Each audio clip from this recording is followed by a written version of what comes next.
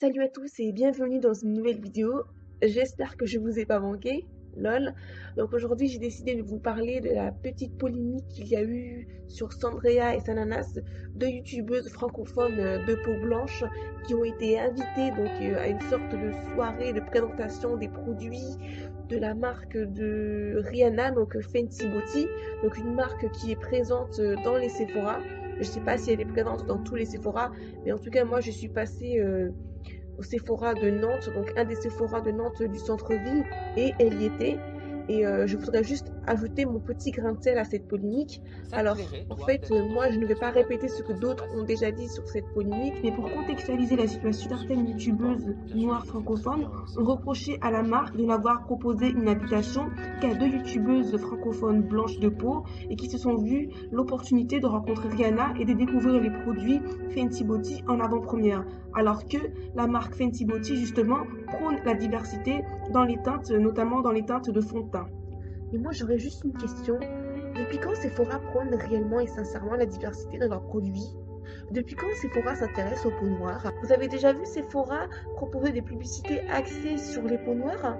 Vous avez déjà entendu que Sephora était sensible à la cause des noirs? Pas du tout.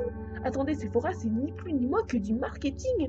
Et évidemment que Sephora va choisir des youtubeuses à plus d'1 million d'abonnés plutôt que des petites youtubeuses à 200 000, 300 000 abonnés qui rapporteront beaucoup moins d'argent que des grosses youtubeuses comme Sandrea, Sananas, Enjoy Phoenix, Floria, etc. qui, elles, ont plus d'1 million d'abonnés. Et puis en plus, pourquoi se fatiguer à vous faire venir aux États-Unis puisque de toute façon, les youtubeuses qui ont polémiqué dessus ont fait des revues et des crash tests sur la marque de Rihanna. Alors oui, je peux comprendre la frustration des clientes francophones noires de France qui ne se sont pas vues représentées lors de cet événement. Mais voilà, j'ai envie de vous dire, Sephora, c'est une marque qui fait ce qu'elle veut.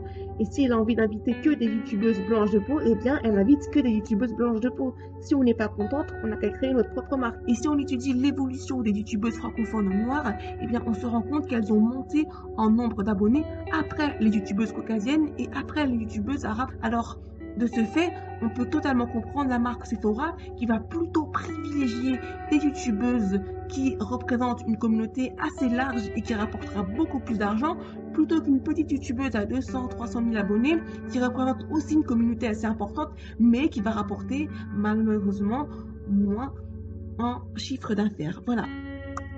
Oui, c'est injuste. Oui, c'est un manque de respect pour les fidèles clientes francophones noires qui achètent régulièrement chez Sephora. Mais la réalité, elle est là. On ne peut pas la changer, cette réalité. Les youtubeuses francophones noires buzzent moins que les youtubeuses francophones blanches. Et pour remédier à ce problème, il suffit simplement de partager régulièrement les vidéos des youtubeuses noires, de commenter leur contenu, de s'abonner à leur chaîne.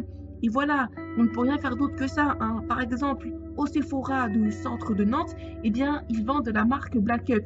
Mais vous vous doutez bien que c'est pas la marque Black Up qui est la marque la plus vendue dans ce Sephora, parce que évidemment que à Nantes, il y a beaucoup moins de noirs que de blanches. Bref, tout ça pour dire que c'est à nous de faire en sorte que les choses changent. Personne ne le fera pour nous, personne ne va militer pour nous à notre place. C'est à nous de faire en sorte que il y ait plus justement de noirs dans le milieu du make-up en France, qu'il y ait plus de diversité dans les enseignes comme Sephora ou Nocibé ou autres. Mais voilà, eux, ils feront rien pour nous. C'est à nous de faire les choses. C'est à nous de leur montrer qu'on est là, qu'on existe et qu'on a envie d'être représentés dans leurs enseignes. Voilà. Mais on va pas non plus pleurer et leur quémander à genoux. S'il vous plaît, pitié, rajoutez plus de teintes pour les peaux noires. Et là, ça s'apparente plus à de la victimisation plutôt que de la rébellion.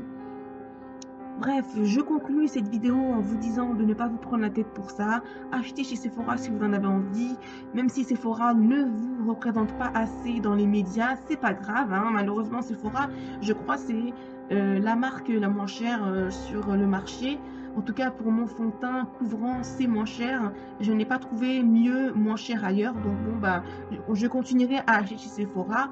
Mais voilà, moi, je n'achète pas parce que justement, ils représentent les noirs ou parce que c'est bio ou parce que il y a une certaine éthique. Non, j'achète parce que c'est pas cher, c'est tout. Je me prends pas la tête.